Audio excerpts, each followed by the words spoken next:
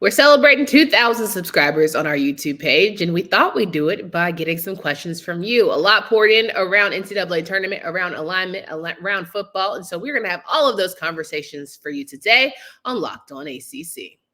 You are Locked On ACC, your daily podcast on the Atlantic Coast Conference, part of the Locked On Podcast Network, your team every day.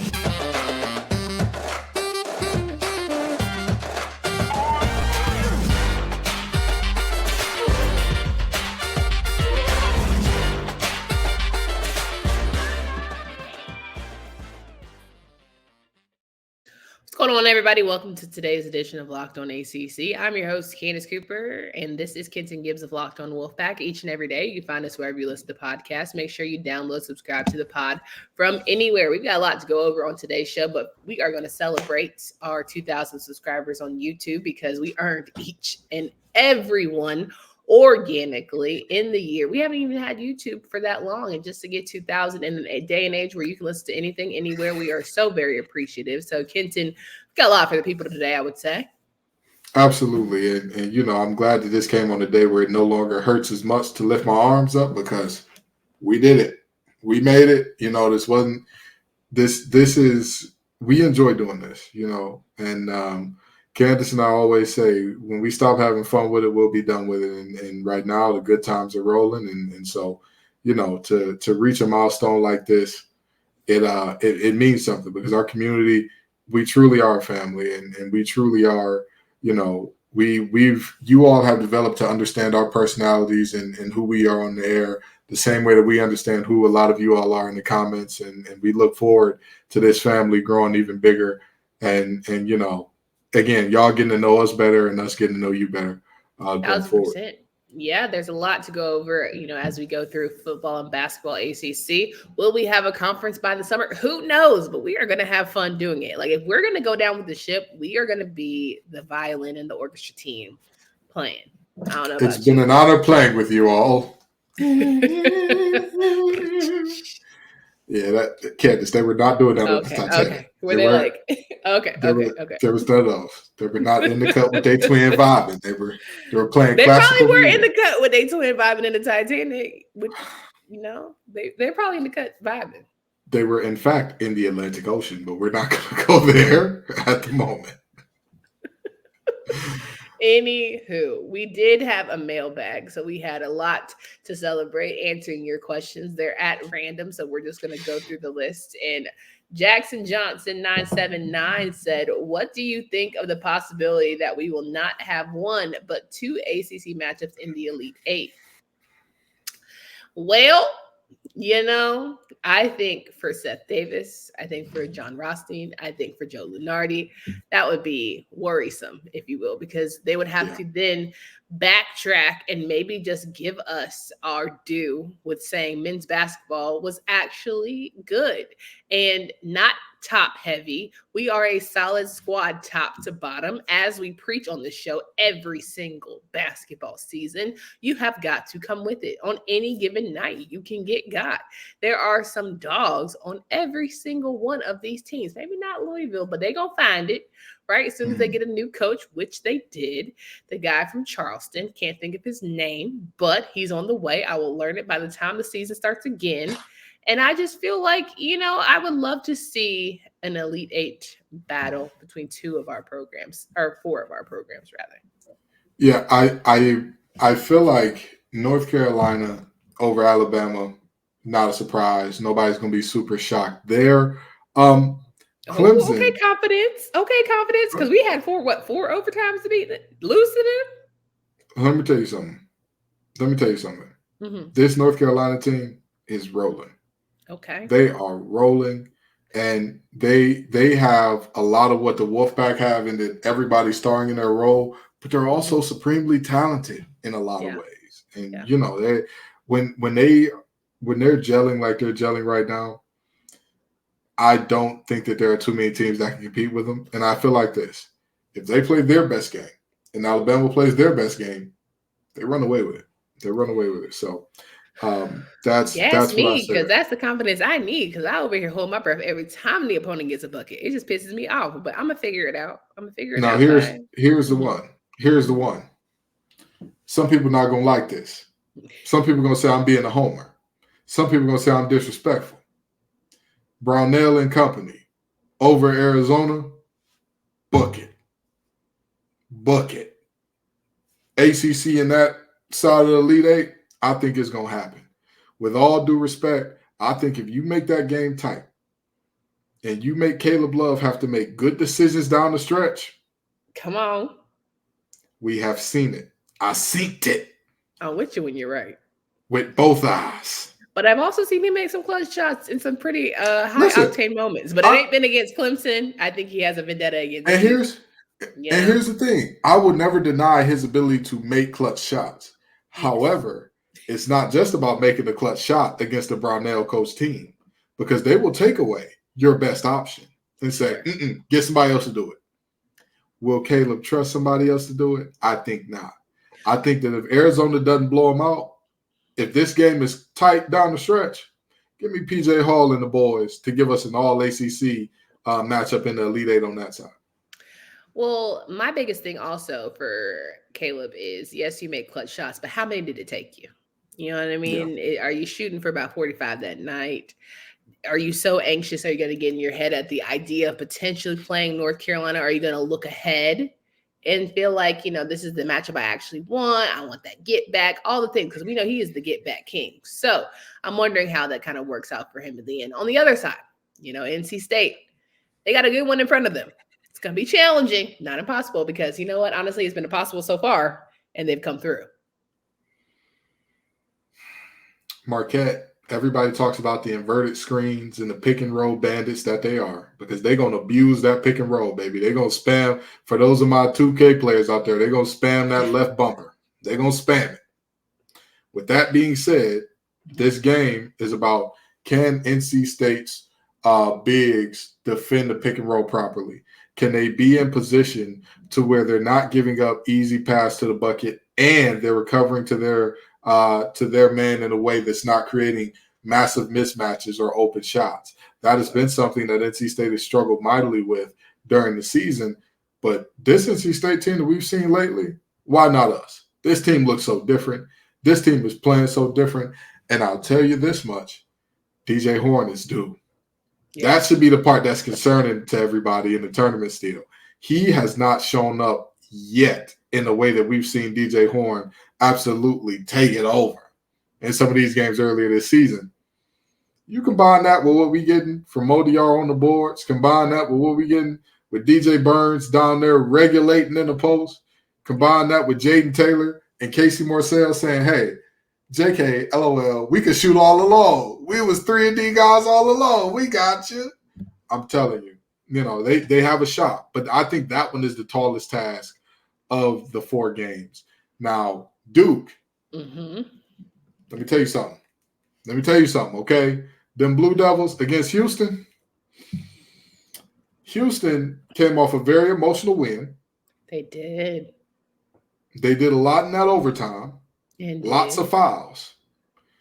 They got all those fouls because Houston blitzes everything. For those of you who don't know what a blitz means, I know that y'all thinking I'm talking football right now. To blitz a screen means to immediately attack the ball handler. Whoever is guarding the rollman, you immediately go attack the ball handler, and then you worry about recovering afterwards after you force the ball handler to either pick up his dribble or make a decision right away in terms of I need to shoot it, I need to try to split it, I need to do something right away. With that being said, Duke has a lot of guards that can ball handle. They got a lot of guards that can ball handle. The question is, can they stay in front of those lightning quick guards from Houston? Now, which Duke are we getting? And that's the thing. I've seen Duke play at a clip where I'm like, they got a shot. I've also seen Duke play at a clip where I'm like, packing the mail, let's go. 100%. So I would say that the 2 on this side, they're the ones that I'm like, I'm nervous for you. I'm worried for you, baby. This ain't. It ain't going to be easy, but it's going to be fun. It's 100% going to be fun. This is, in fact, Texas, because y'all going to be in Dallas. So, please, show us something. Show me exactly. Tell me something good. Hold them. So, is it possible? Absolutely. Is this a situation where I would say there's no way under God's green earth. I wouldn't say that. And I'm leading in all of my bracket tournaments that I'm in right now. So with that being said, I think it's a possibility, but I wouldn't bet the house on it because, again, on that NC State and Duke side, they got some really tough draws for who they are as a team. Yeah, 1,000% agreed there. All right, let's talk some more questions here from the fans. But first, want to remind you guys that Better Together is the first cooperative daily fantasy application. Better Together offers familiar experience for existing DFS players with a social twist. You can play with a friend or a teammate. You can download from either app store that will be running demo contests throughout the week leading up to March Madness. You can also give inexperienced players an immersive way to learn about DFS, teaming up with following the lead of experienced friends and teammates in the team contest. So let's go through this again, right? Okay. Download Better Together now from the App Store and sign up using promo code LOCKEDON for a chance to win over almost $1,000 in cash prizes using code LOCKEDON because winning alone is fun, but it's better together. And beyond that, we know that if you're watching the game, you're going to want to do it with our friends at Fire TV. Fire TV recently created Fire TV channels to deliver a constant supply of the latest videos from your favorite sports brands, all for free. That includes all of us at Locked On and most of the big pro leagues and college conferences as well. Fire TV channels let you dive into the game analysis, highlights, and more to keep up to date with all the latest in the sports world, from March Madness, NBA, and almost opening day for the MLB. Not to mention great news, entertainment, gaming, travel, cooking videos as well. Check out Fire TV channels on Fire TV and Alexa devices. If you haven't checked out Fire TV channels, you really should. To learn more, visit Amazon.com/LockedOnFireTV. All right, Kenton, the fans, they're talking to us. Someone said congratulations. They love us. Shout out to Katie Allman for that. And we've got Mr. Thomas Largent, 4,700. Okay, LaRoyal. People in these names, I swear. As a Louisville women's basketball fan, I hate to say it, but I'm happy we lost early. It gives us time to prepare for next year and look forward. We've got 2 5-star recruits, 2 4-star recruits, I believe, and the top post player out of Australia coming in. What are all your thoughts on this? Also, might be worth looking at the post-game presser after MTSU loss. If you haven't already, would love to know your thoughts on that interview. Congrats on 2K. Can't wait for y'all to get 200K. Baby, if I got 200K, just know I might have to put some makeup on. I don't know. Your lips to God's ears, brother. We hope to see 200K. But I'll tell you what. Everybody knows how I feel about Wall and how I feel about him as a coach. I think that they're bringing in one of the top 5 recruiting classes in the nation. And the thing about it, the ACC is so stacked. So is NC State. So are multiple teams bringing in really, really good classes that are now. Here's what I will concede to Louisville. Wall is great at player development, and you don't know how things are going to shake out 3-4 years from now. But if he can keep that recruiting class together for 3-4 years, they've got a shot. They've got a shot to do something special in this conference. But again, Coach Ivy is still coming. She's not going anywhere. Yeah. Westmore ain't going anywhere.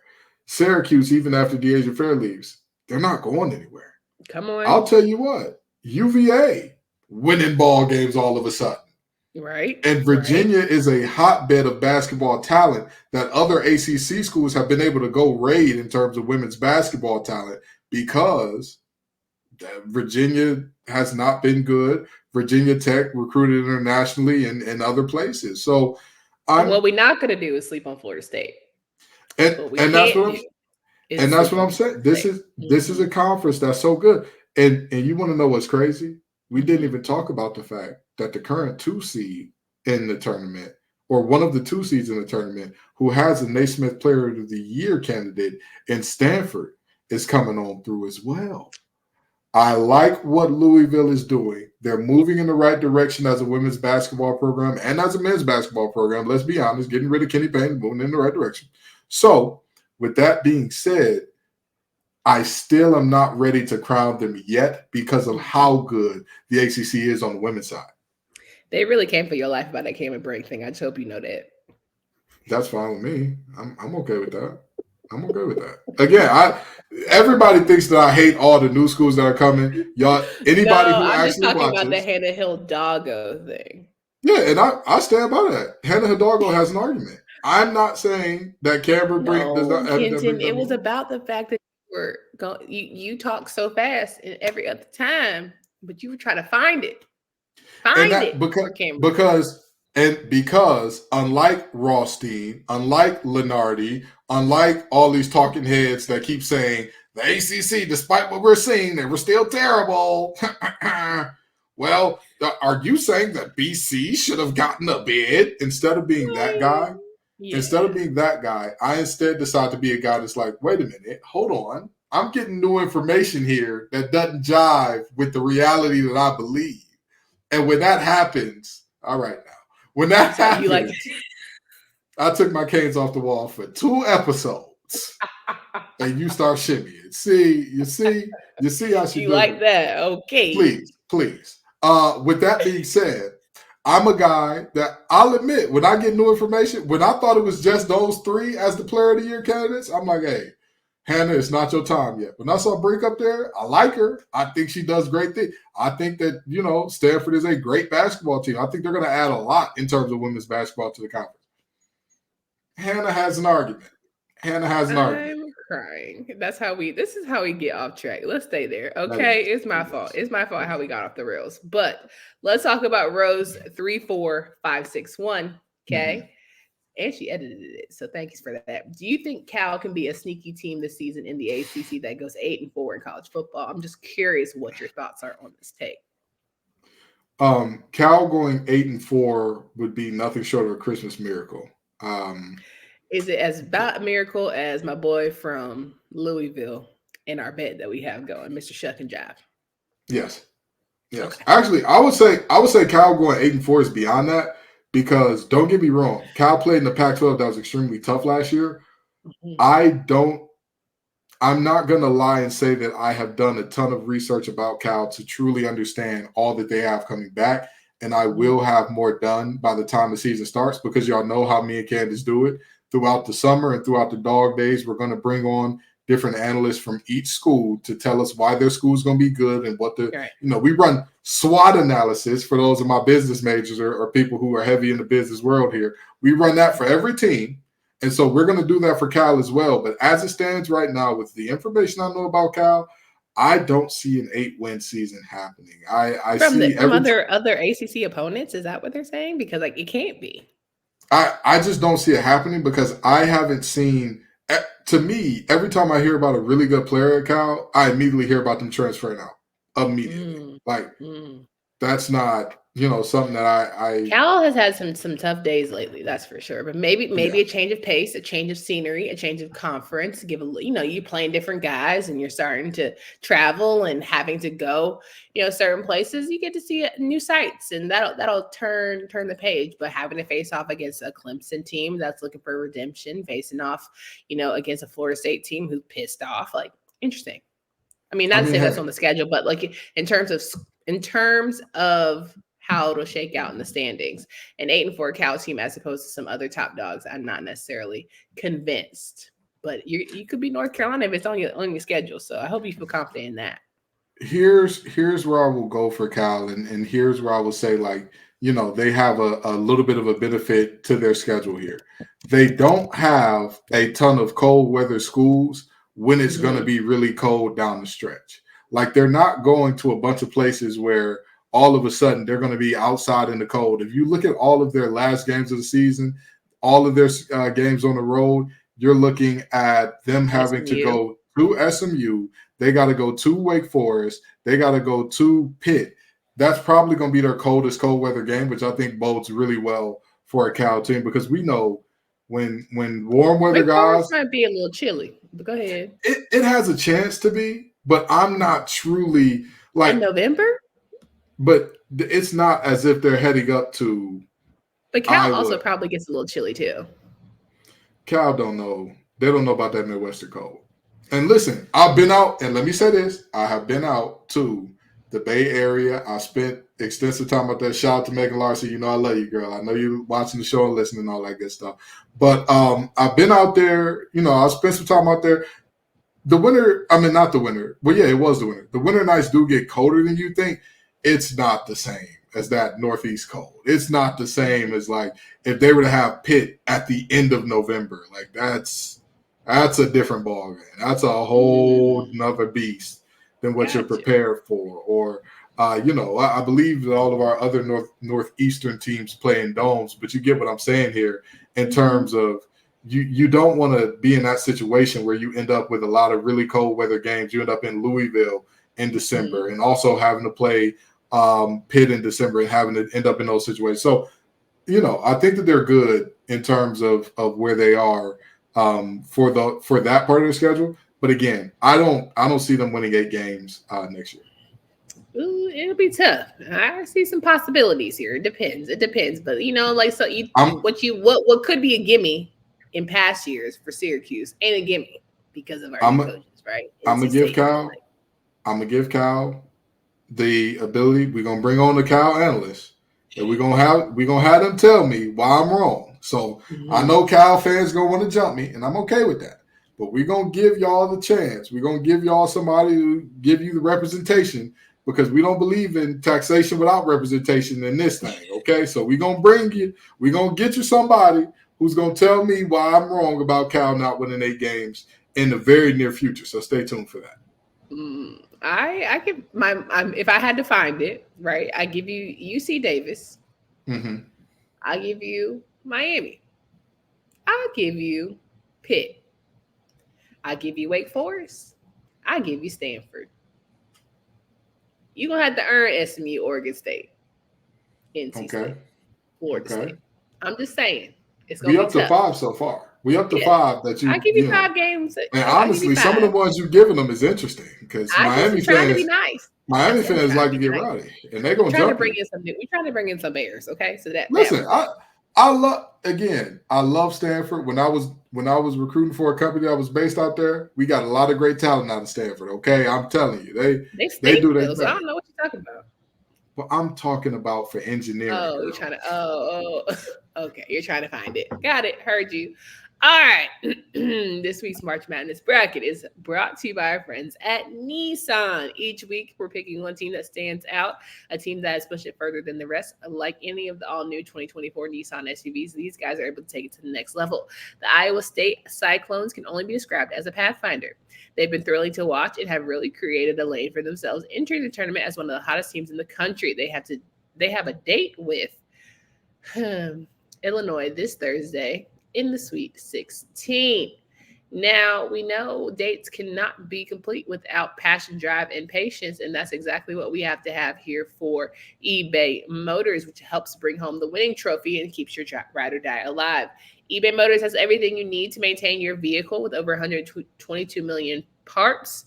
For your number one ride or die, you'll always find exactly what you're looking for. With eBay Guaranteed Fit, your part is guaranteed to fit your ride every time or your money back. Because with eBay Motors, you're burning rubber, not cash. With all the parts you need at the prices you want, it's easy to turn your car into the MVP and bring home that win. Keep your ride or die alive at ebaymotors.com. Eligible items only. Exclusions apply. eBay Guaranteed Fit, only available to U.S. customers. So we're landing this plane of all these fun questions and topics because we like to go in depth with our favorite, Miss Carla, who loves to get it in, right? What does each remaining ACC team, both men and women, have to do to win their Sweet 16 matchup? And you know what? I really want to talk about this for 6 minutes. I feel like this is one where we could do a whole episode. Yeah, that's one where I think we'll get into that one a whole episode tomorrow. We'll have another mailbag tomorrow. Ms. Carla deserves a whole episode. Yeah, she has been loyal to the soil. She tweets out our episodes. She supports us down. She goes hard in the paint, in the comments. She makes sure these people don't come for our necks at all. She loves us down. So we're going to give her an entire episode, Miss Carla. We thought we would save it for surprise or a little razzle dazzle, but we're going to give you a whole episode. We're going to go with keys to victory for all of the teams before we kick off. So we'll have that as a halftime huddle. We'll do a little lunchtime episode. We'll go live and make sure that you are all locked and loaded and ready for that. Does that sound great? I hope so. I know you're listening all the way to the end, and I appreciate that. Kenton, any last thoughts as we exit out here, but want to give our fans a little bit of a thank you? Again, it's really humbling, and I know that a lot of people would, there's always this. I used to have this thing when I played football of like the next goal, the next thing, the next, the next moment, and I still have a little bit of that in me today. But this is one of those moments where you got to kind of stop and smell the rose a little bit. Obviously, that 200,000 is the goal. That million is the goal. Like that's where we want to be. But one thing that I was told to keep me motivated and going when I don't see the views looking like I want them to, or when I don't see the subscribers looking like I want them to, imagine 2,000 people standing outside your door to listen to what you have to say. How would you feel? Right. Yeah. And that's how I feel about our family. That's how I feel about the Locked On ACC family. That's how I feel when I see Slam Tanner commenting. That's how I feel when I see Carla commenting. That's how I feel when I see Kate. That's how I feel when I see everybody, including people who come in for one episode because we're talking about a specific topic that's gotten thousands of viewers to tell us how dumb we are. I still feel like that's somebody standing outside my door who listened to what I had to say and felt the need to respond. So I appreciate all of you. I appreciate all your comments, the loving comments, the caring comments, the hate comments, and everything in between. We appreciate it. Let's keep this thing rocking. There is just something about a Go Knowles 97653 who comes to say, I was waiting for y'all to post an episode about this alignment stuff, right? Like, yeah. I knew once the news broke, y'all were going to have some thoughts. When I get to come up here and tell y'all peace and love and like sayonara to your whole conference, we told y'all how does it feel to basically ride the coattails of FSU. I thoroughly enjoy that. I love telling you to go fly a kite, but it is not without love, because I think that's what makes all of this fun. So it has been quite the ride, and I look forward to continuing it with you guys for a little bit. And I'm just very, very grateful that, from someone who started Locked On Tar Heels to where, graduated to Locked On ACC, to have a co-host like Kenton has been the joy of a lifetime. Only being a solo host, it sucks. I ain't gonna hold you. It's not great talking to yourself and trying to make crack jokes and laugh with yourself. Even when I have to do these shows by myself, it doesn't quite hit the same when I can't cut Kenton off and I can't, make sure I insert my point. And when he makes me mad and have to keep going and I have to fix my face, like it's just not as great doing that by yourself. So I thoroughly have had a blast and look forward to keeping it up. But we're out of here. Like I said, tomorrow we're going to give you the whole keys to victory for your favorite program. So do not miss that episode. It'll be an earlier one. It'll be a live one. It'll be around lunchtime. So make sure that you tune in. But for Candace Cooper and Kenton Gibbs, like I said before, thank you so much. And until next time.